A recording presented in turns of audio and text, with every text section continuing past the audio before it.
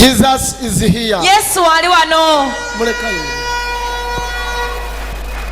Mulekayo. Yimirira. Stand up.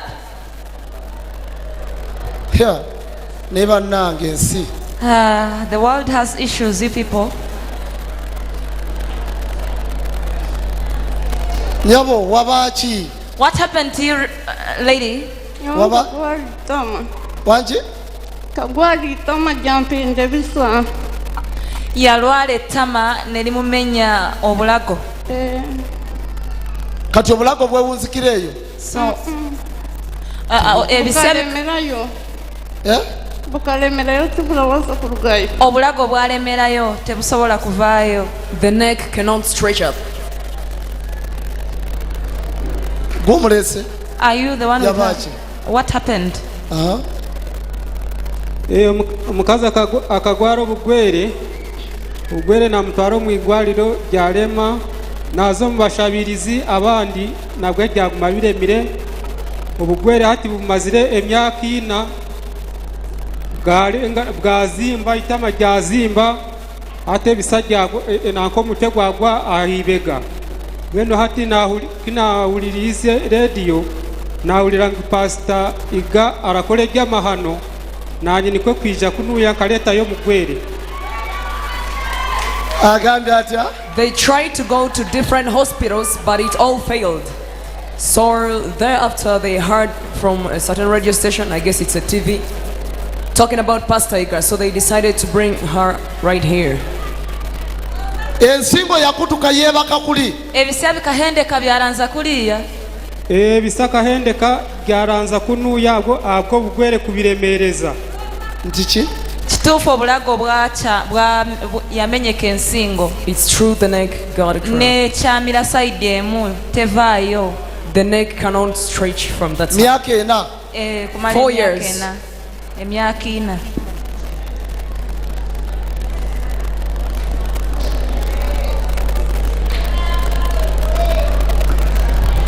Katonda nga bwali omulamu. As God is alive, tugenda kusikayo. We are going to pull out omutwe gye gwakyamira. The head from where it tilted to. Kuddeyo mu shape yago. So it goes back to its normal position. Gamba empeta ya Mukama ekole. So let the ring of the Lord work. Daba n'ekintu ekiri mu bulago wano. Look at the stiff thing that's in her neck. Omusuwa gwonna gwereega.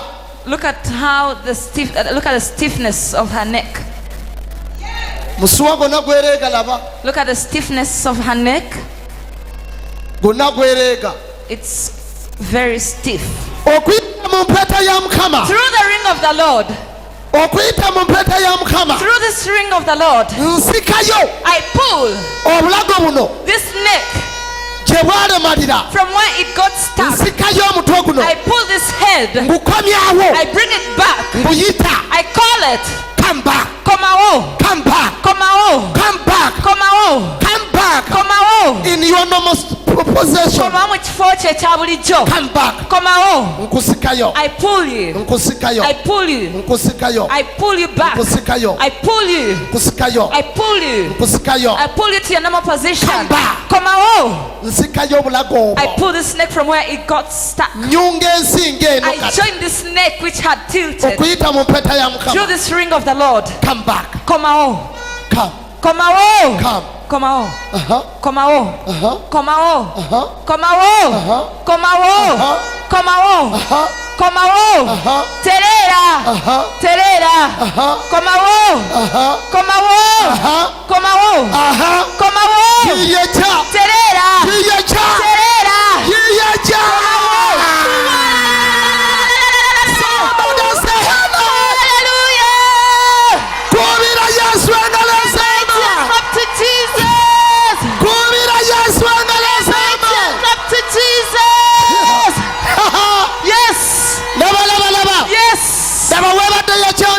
Look at where the neck had got stiff.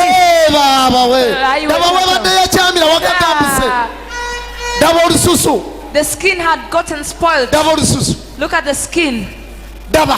It had got stuck on the shoulder. Don't joke with God of Kawala. Hey! Don't joke with God of Kawala. Don't joke God Pastor Ika. Kolot.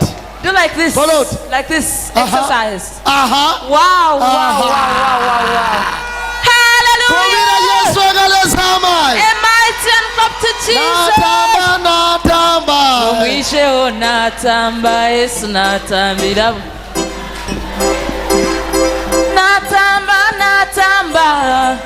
Natamba Yesu natambira bona ijoleme natamba ijoleme natamba Yesu natambira bona Yesu agaleza amai. Microphone twa. Aha. Take a microphone. No shima ruhanga. Webaza mukama. Wanji?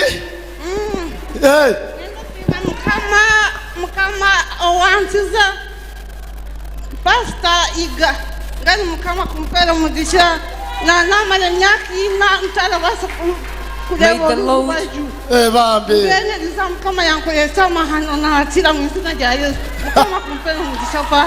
May the Lord bless you, Pastor. How many? Abaana by'omukyala alina okwonyezebwa ku lwokutaano lwa weekend ejja. How many of you? Owakino wangi How many of you saw this lady? kati n'ono ajja Like kukomawo wano this? nga Mukama musumulufu. Even this one will come back here while the Lord has set Genda her free.